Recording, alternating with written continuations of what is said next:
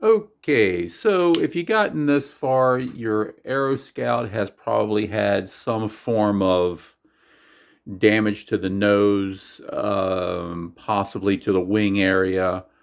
Whether you clipped a tree or came in for a hard landing and so forth. And what we're going to end up doing is ultimately, this is a damaged fuselage.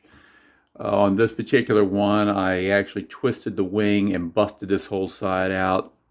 The inside here was all jacked up, and then on a second or third flight, I ended up coming in hard on the nose wheel, typical to Aeroscouts, and ended up busting this forward plywood decking down. And it has been repaired already, right in this area. This was all busted out and caved in. I had to not replace it, but fix it.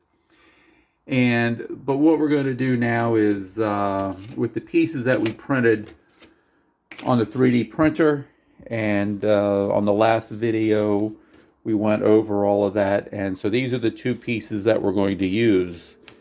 This is the full front half, okay? And then this will be the rear landing gear portion that will go back, that will go back into here.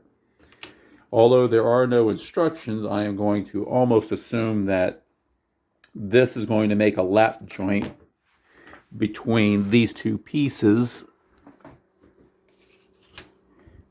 being that they are half of each other, which creates a lap style joint.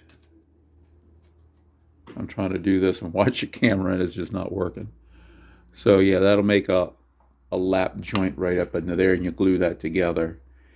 And what I'm going to end up doing is, on this fuselage right here, that is a brand new, never used fuselage that I ordered, and I got that in yesterday, I think it was. And what we're going to do is practice on this damaged one, okay, on how everything comes apart. This is still a good flying airplane. This is my go-to airplane right here. It flies fine. There's nothing wrong with it.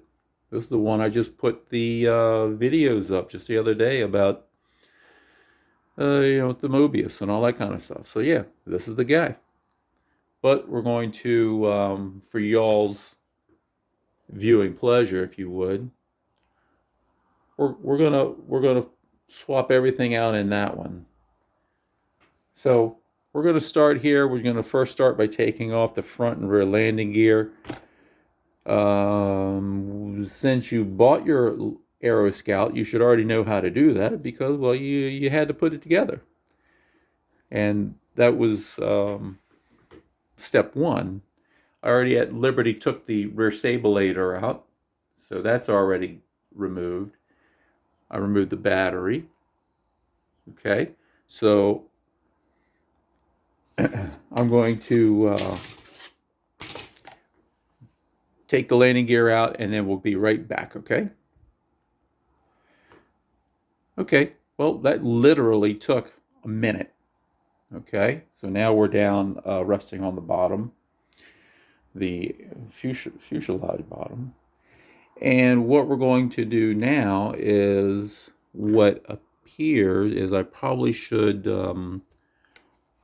unloosen all the linkage, and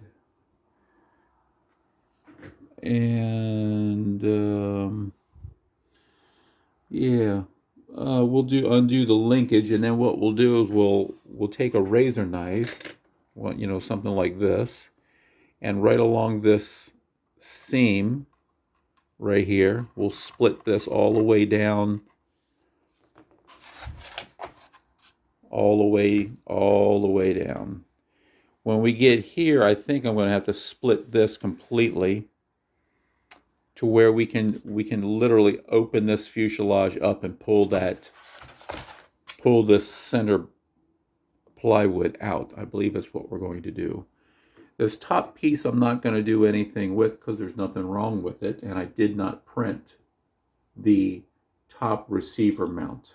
I just didn't have to. Okay, so that's where we're going to start. Okay, so we pulled off the Velcro, and we taken out the 3 set screws that is part of the front landing gear mount. Okay, as we're slowly working this open, I did have to cut around the landing gear mount. This has been repaired, so I'm pretty sure I got some form of glue or something all up in there, which is probably what's holding this together. And I still really don't know what and how all that is, how all that is held together inside the nose. So let's keep digging. Okay, so we're slowly getting her open, working it little by little. I cut the landing gear pad all the way down. I did not try to cut the actual pad out, which I might have to go back and do that. And I did get some glue. There appears to be no glue on this main panel right here, this plywood thing. But I'm not exactly sure though. So let's keep digging. Oh, I did have to, on the top side, hold on a second. On the top side here, I removed the magnet. That just pulls right out. And then I split it all the way down. Okay, so this whole thing now opens up. Okay, but I got glue in everything where it normally did not, which would be inside here, all of this now, because that was damaged. It's all got glued back in, which I'm sure that this stuff was not originally glued in. So keep digging. Like a little miner here, we're just going to keep on digging until we get it out. And if all else fails and all this just goes to crap, I can still use that fuselage over there. Just put the receiver in it and bind it. Well, no, I don't even have to do that. Just put the receiver in it. Just dig this one out, take the speed controller out, and the motor. Put it in that one. Easy peasy. Yeah. So, yeah, it even has the servos already mounted. Right? I think that's the whole deal, is that it has, yeah, it already has the servos mounted in it. So, if worse comes to worse, but I would really like to upgrade it with this plastic stuff. But you see, here's the cool thing, is that once you learn how to fly and you get past all that junk, you really honestly don't need that. It's just, it would be nice to have something better than what started from the factory, because this is just so cheap. I mean, I don't know how else to put it. I love the airplane. It's just this area sucks. And by slowly working it, little by little, you will get into something like this. Okay? All the way down. You split that bad boy up like you're skinning a fish. And where the problem is those 2 screws right there. The 2 that are in the back, or, excuse me, the 2 that are here, this one and the one on the opposite side, is underneath the foam and you can't see them. And you have to get to those to get this landing gear plate out, so you can get to this bottom structure, wood structure. And that's where the problem comes. So you really have to gut this fuselage all the way down to this particular point. And if you're at this point in a crash, those pieces there, you may as well just get a whole new fuselage. It's just not worth it. And so here lies the inners to a Aeroscout. So you have the 2 fuselage halves one side and the other.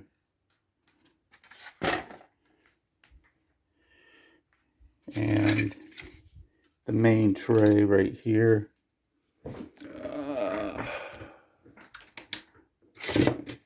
Let's just see where we fall on here. Oh, this will go all the way up, okay.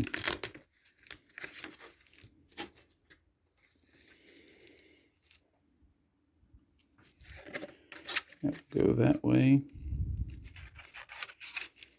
Just like so, and then we have the aft plate. That will go on there just like so. Yeah, it's all my glue from when I put it together. So let me see. Let me get you on a stand. You understand? Get it?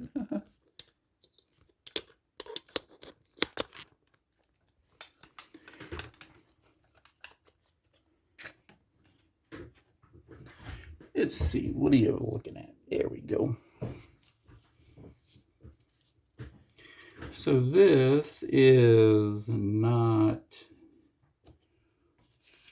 fully dimensionally correct. So the servos are in different places.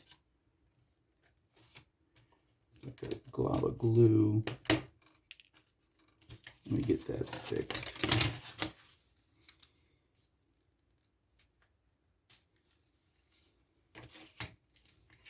All right, you still with me?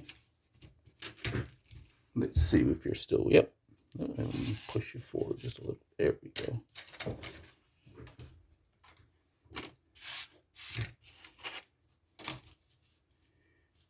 And if that were to get glued together,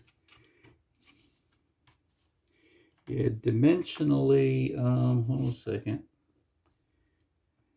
It will be off just a little bit. Yeah, these holes here are not correct, which means that I could shorten this end a little bit and shorten this end just a little bit so they can fit tighter. Yeah. And then the servo holes are in different positions. They're forward, which will then make the push rod shorter as far as how much you have. So yeah, this yeah, it's just not perfectly right. Okay, well, so much for that. All right, just buy a new fuselage and learn how to land. Be able to save yourself a lot of time. All right, cool. All right, see you later. And so here we are. So we have the 3D printed plate on top of the original plywood support structure for the Aeroscout. And dimensionally it's off. It's not exactly right, and I'm guessing it was designed this way so that you can install this plate without, I'm guessing now, without separating or destroying the fuselage of the airplane. I'm guessing. I don't understand why there's no support in some areas, and some of these areas it's not dimensionally correct. Like these are your servo holes, and everything got shifted to the, I guess you'd call it the port side or the left side of the airplane. I'm not really liking that too much. In order to get the rear half to match up to the front half, I had to trim off 1 millimeter off of the tail of this joint, where that little lap joint is right in there. See that little thin lap joint? And then I had to do the same thing corresponding to this side and trim off just a pinch off of that side as well. so I could get, yeah, it goes that way. Excuse me. So I can get these two to line up and the holes on this rear plate to be properly aligned. There we go. Which I'm happy with. I'm still not 100% sure if this is supposed to be used in its full configuration like this or not. I mean, unless you take a super hard whack, you really won't ever need the landing gear plate. And unless you take I mean, if you're that far in, then you probably really don't need this. You just need a new damn airplane. But there is one other plate. Do I have it? Yeah, I think I have it at the house. It's where it's just this half. And it will join with your existing plywood. So it's just the nose portion. Which will work out fine because typically you land, you tear out your landing gear. As you can see where mine was originally boogered up. I super glued that back together and it's worked fine. So I'm not exactly sure if I'm really recommending this or not. I'm what's the word here? I am undecided. This plywood, you guys over in Europe, you probably call this, you know, it's 1.57 millimeters is what I mic'd it out to, which I guess you guys over in Europe will call this 1.5 mil. Here in the United States, we call this shit, is what we call this. This is just, oh man, this is just terrible. I mean, this is just, man, it's almost a 1/16 of an inch thick. It's just sad. So, Horizon Hobby, I know you can do better than that, but I know you're not the one actually making this airplane. E-Sky or somebody like that in China is making it, and well, they make it as cheap as possible, as thin as possible, as light as possible. I mean, it does its job. It's a good flying airplane, and I really do like the airplane. That's the sad part about it. It's so damn cheap, but it flies so good that wow. Anyway, guys, I don't know what to tell you. Like I said, if you're this far along and your airplane is in that bad of a shape, you can order it from Horizon Hobbies here in the North American region. I believe it was $64.99. I believe what it was with shipping, and by the time you get it, it's like $83 American. And you folks over in Europe, I'm not sure how the exchange rate, if everybody uses euros or British pounds, or you know what your deal is over there, but